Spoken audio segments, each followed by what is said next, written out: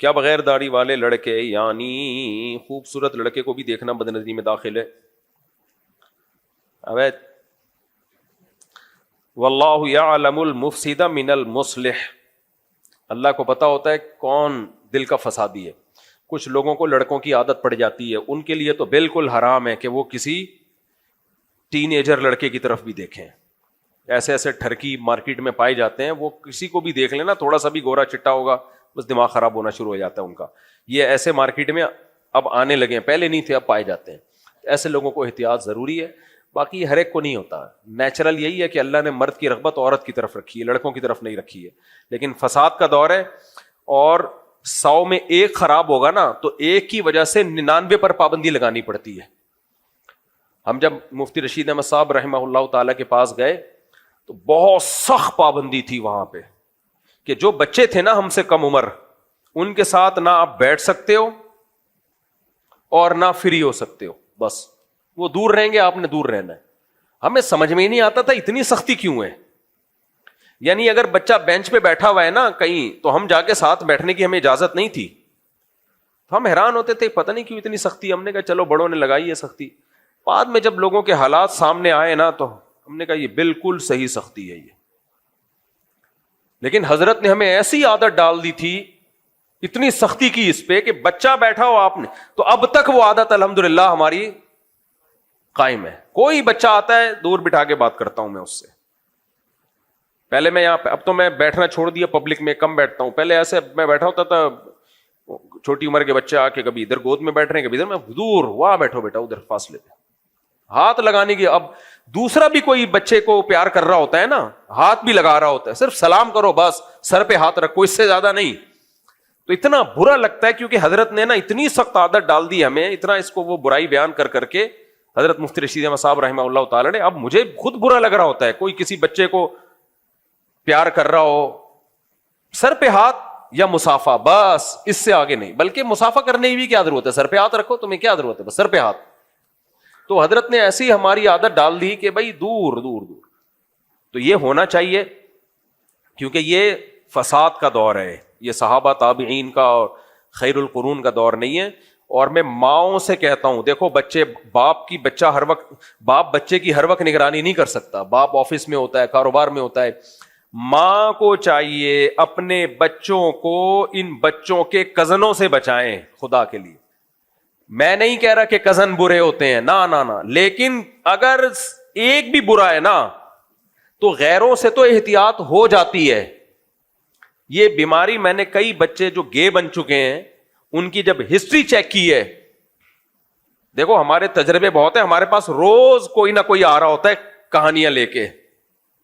کبھی میاں بیوی کا جھگڑا ہے، کبھی ماں اپنے بچوں کے بارے میں. تو جن بچوں میں بھی لڑکوں کی عادت پڑی ہے، جب آپ ان کی ہسٹری میں جاؤ گے تو انہی کے خاندان کا کوئی قریب ترین فرد ہوگا جس نے ان کو خراب کیا ہوگا اور کسی کو پتہ ہی نہیں ہوگا.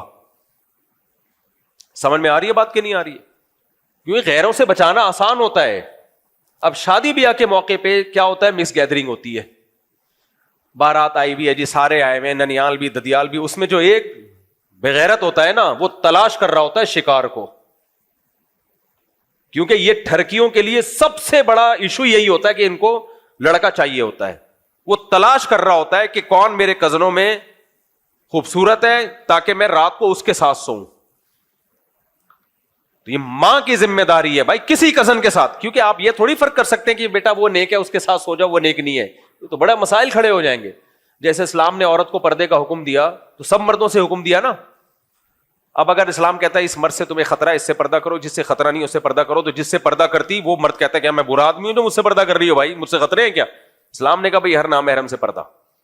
تو ایسے ہی ایک بھی اگر خراب ہے تو سارے کزنوں سے احتیاط کروانی پڑے گی.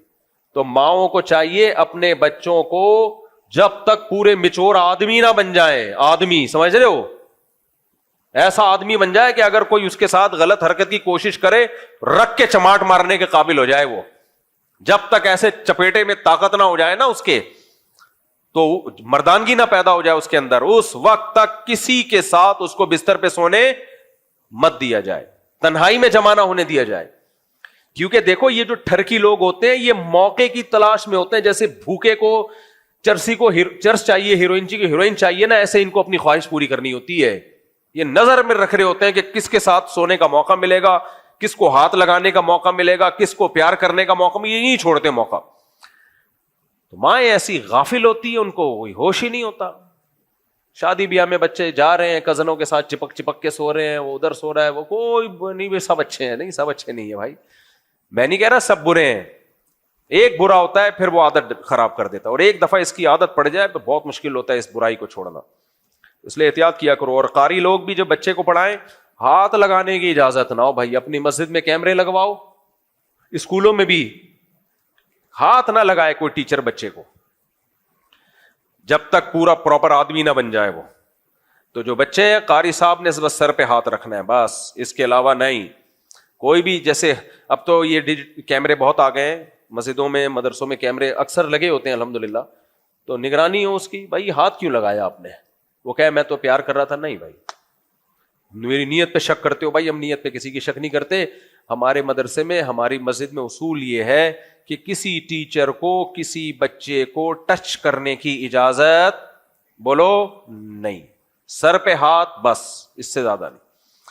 تو یہ مار رہے ہوتے ہیں, پیٹ رہے ہوتے ہیں. مارنا پیٹنا تو سوال ہی پیدا نہیں ہوتا اس کی. تو ہاتھ نہیں لگائے تو مارنا پیٹنا کہاں سے ہوگا پھر؟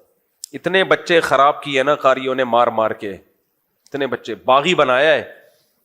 ایک بچے کا تو میں نے رپورٹ پیش کی تھی نا آپ کو, اس کو جب قاریوں نے مارا ہے وہ چلا گیا خواجہ سراؤں میں اور نامرد بنا اور ناچ گانا شروع کر دیا. پھر تبلیغ والوں نے اس کو سدھارا. ایک اور بچہ, قاری صاحب نے اس کو مارا, اس نے گھر آ کے اپنے ٹیچر کو شکایت, اپنے استاذ, اپنے والد کو شکایت لگائی. والد نے بتایا بھائی آپ نے ایسے درندوں کی طرح کیوں پیٹا ہے بچے کو؟ تو اگلے دن قاری نے دوبارہ پیٹا کہ تم نے بتایا کیوں.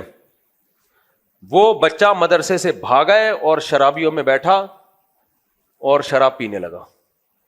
تو بہت کمپلینز ہیں, بڑے بھاگے. میرے دونوں بڑے بھائی, میرے جو سب سے بڑے بھائی تھے, ان کو بھی قاری صاحب اتنا کوٹتے پیٹتے تھے, وہ بےچارے پڑھ ہی نہیں پائے.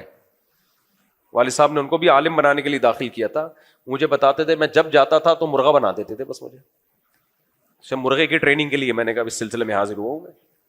جب گھر آتا تھا تو مار پیٹ کے نشان پڑے ہوئے ہوتے تھے. تو والد صاحب نے تو کہا نہیں پڑھنا ہے, نہیں کب تک چلے گا ایسے بھائی. تو وہ بھی رہ گئے. تو میں جب مدرسے میں گیا تو ہمارے مدرسے میں مار پیٹ تھی نہیں, عزت تھا, احترام تھا, طلبہ سے شائستگی سے.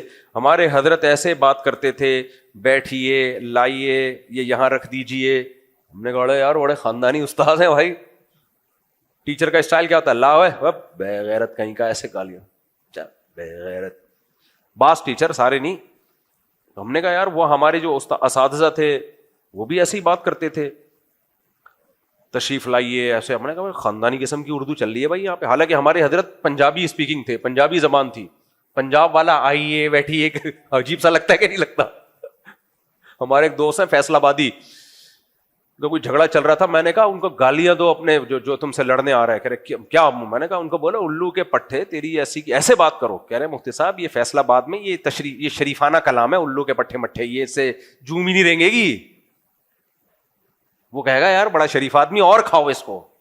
میں نے کہا اتنی سے زیادہ تو میں افورڈ نہیں کر سکتا. کہہ رہے ہیں یہ تو کراچی کی ہوں گی گالیاں, فیصل آباد میں تو یہ تو محبت میں کہہ رہے تھے, الو کے پٹھے آدھا چائے پیتے ہیں بیٹھ کے, چل بے غیرت کہیں کا. اس طرح تو کہہ رہے ہیں تو محبت میں ہوتا ہے. اور کمینے کیا کر رہے ہیں آج کل, یہ محبت میں ہوتا ہے. میں برائی نہیں کر رہا بھائی, فیصلہ آبادیوں کی بڑے نیک لوگ ہوتے ہیں, یہاں بھی بیٹھے ہوئے ہوں گے شاید, ان کی مزاج ایسا ہے نا, مزاج ہے. تو کہاں سے کہاں بات چلی گئی. اس لیے مار کٹائی وٹائی صحیح نہیں, ہاتھ بھی نہیں لگانے کی اجازت ہونی چاہیے. اچھا فیصل آباد کی جماعت ہے یہ تو, ویسے میں نے بات جو کی ہے غلط تو نہیں کی, بات تو صحیح ہے نا. وہاں تو یہ چھوٹی موٹی گالیاں میرا خیال ہے اثر نہیں ہوتا نا, نہیں ہوتا. کہتے ہیں یہ بہت, تو کہتے ہیں یہ تو شریفانہ کلام ہے.